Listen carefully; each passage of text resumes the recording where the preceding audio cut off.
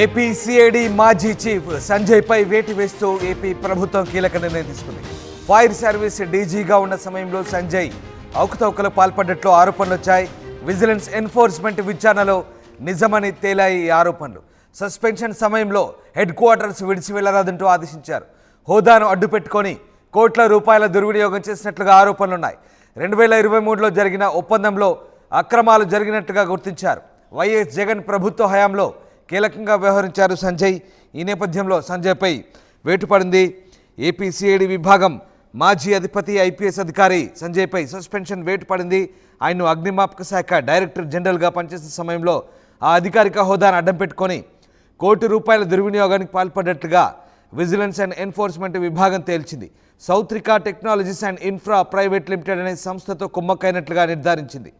పనుల్లో పురోగతి లేకుండానే భారీ చెల్లింపులు చేసినట్టుగా గుర్తించింది. ఆయన బిడ్ రిగ్గింగ్, టెండర్లు కట్టబెట్టడంలో పక్షపాతానికి, విశ్వాసఘాతకానికి పాల్పడ్డట్టుగా తేల్చింది. ఈ మేరకు తాజాగా రాష్ట్ర ప్రభుత్వానికి విచారణ నివేదిక సమర్పించింది. సంజయ్పై కేంద్ర సివిల్ సర్వీసుల నియమావళి ప్రకారం చట్టపరంగా తగిన చర్యలు తీసుకోవాలంటూ సిఫారసు చేసింది. సౌత్రికా టెక్నాలజీస్పై క్రిమినల్ చర్యలు తీసుకోవాలంటూ సిఫారసు చేసింది. ఇక సంస్థను బ్లాక్ లిస్టులో పెట్టి దుర్వినియోగమైన సొమ్మును రికవరీ చేయాలంటూ కూడా నివేదించిన పరిస్థితి. విజిలెన్స్ ఎన్ఫోర్స్మెంట్ నివేదిక ఆధారంగా సంజయ్ని సస్పెండ్ చేస్తూ ప్రభుత్వం ఆదేశాలు ఇచ్చింది. సస్పెన్షన్ సమయంలో హెడ్ క్వార్టర్స్ విడిచి వెళ్లరాదంటూ ఉత్తర్వులో పేర్కొంది. మొత్తం మీద ఏపీ సిఐడి మాజీ చీఫ్ సంజయ్ సస్పెన్షన్ వేటు ప్రస్తుతం చర్చనీయాంశంగా మారిన పరిస్థితి. దాదాపు కోటి రూపాయల మేర దుర్వినియోగం చేసినట్లుగా ఆరోపణలున్నాయి. విజిలెన్స్ అండ్ ఎన్ఫోర్స్మెంట్ విచారణలో ఈ అంశం నిగ్గు తేల్చారు. ఇక ప్రభుత్వానికి విజిలెన్స్ విభాగం సమర్పించిన నివేదికలో అనేక అంశాలు వెల్లడించారు. గత ప్రభుత్వ హయాంలో సిఐడిని రాజకీయ కక్ష సాధింపుల కోసం వాడుకున్నట్లు కూడా ఆరోపణ రావడం తెలిసింది. ఐపీఎస్ అధికారి సంజయ్ గత ప్రభుత్వ హయాంలో సిఐడి చీఫ్గా వ్యవహరించారు. ఇప్పుడు ఆయనపై సస్పెన్షన్ పడింది. అయితే అవినీతి చర్యల కారణంగా ప్రభుత్వం ఈ నిర్ణయం తీసుకున్నట్లుగా చెప్పడం కోసం మెరుపు. సంజయ్ ఇంతకుముందు ఫైర్ డిపార్ట్మెంట్ డీజీగా పనిచేశారు. ఆ సమయంలో కోటి రూపాయల దుర్వినియోగం జరిగిందన్న విషయాన్ని విజిలెన్స్ శాఖ నిర్ధారించింది. పనులు పెద్దగా జరగకుండానే భారీ మొత్తంలో చెల్లింపులు చేసినట్లుగా గుర్తించింది. Soutrika technologies and infra private limited అనే సంస్థతో కుమ్మక్కై నిధుల దుర్వినియోగానికి పాల్పడ్డట్లుగా సంజయ్పై ప్రధాన ఆరోపణలు. ఈ నేపథ్యంలో విజిలెన్స్ శాఖ రాష్ట్ర ప్రభుత్వానికి సంబంధించిన నివేదికలో అన్ని అంశాలు వెల్లడించింది. ఈ దర్యాప్తు ఆధారంగా సంజయ్పై సస్పెన్షన్ వేటు వేసింది రాష్ట్ర ప్రభుత్వం. అయితే సంజయ్ హెడ్ క్వార్టర్స్ విడిచి వెళ్లరాదంటూ కూడా ఆదేశాలు ఇచ్చింది.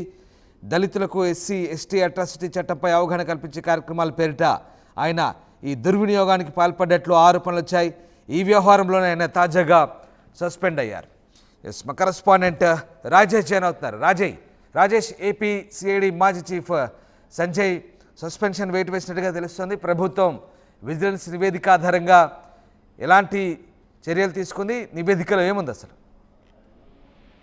చంద్రబాబు అరెస్టు సమయంలో అత్యంత కీలకంగా వ్యవహరించినటువంటి మాజీ సిఐడి చీఫ్, అదేవిధంగా మాజీ ఫైర్ సర్వీస్ డీజీ ఉన్నటువంటి సంజయ్ పైన రాష్ట్ర ప్రభుత్వం సస్పెన్షన్ వేటు వేసింది. ఆల్రెడీ కూటమి ప్రభుత్వం అధికారంలోకి వచ్చిన తర్వాత సంజయ్ని ఎక్కడ పోస్టింగ్ ఇవ్వకుండా ఆయన్ని సరెండర్ చేసిన పరిస్థితి. ఈ నేపథ్యంలో తాజాగా విజిలెన్స్ అండ్ ఎన్ఫోర్స్మెంట్ ఇచ్చిన నివేదిక ఆధారంగా ప్రస్తుతం ఆయన మీద చర్యలు తీసుకుంటున్నా ఉంటూ పూర్తిస్థాయి ఒక జీవోను కూడా విడుదల చేయడం జరిగింది. ముఖ్యంగా అగ్నిమాపక శాఖకు సంబంధించినటువంటి విషయంలో అంటే ఒక టెండర్ పిలిచిన సందర్భంగా ఎక్కడ కూడా టెండర్ సంబంధించిన విషయంలో సౌత్రికా టెక్నాలజీ సంస్థకి అది పూర్తి దానికి అవకాశం లేకపోయినప్పటికీ, అర్హత లేనప్పటికీ ఆ సంస్థకి L1 గా ఎంపిక చేయడంతో పాటు దానికి ఆ సంస్థకి కొనుగోలు విషయంలో ల్యాప్టాప్స్ కానీ ఐప్యాడ్ సంబంధించిన విషయంలో భారీగా చెల్లింపులు చేపట్టారని ఒక అభియోగాలకు సంబంధించినటువంటి విచారణలో వాస్తవాలు వెళ్లడంతో ప్రస్తుతం ఆయన మీద అయితే సస్పెన్షన్ వేటు పడింది.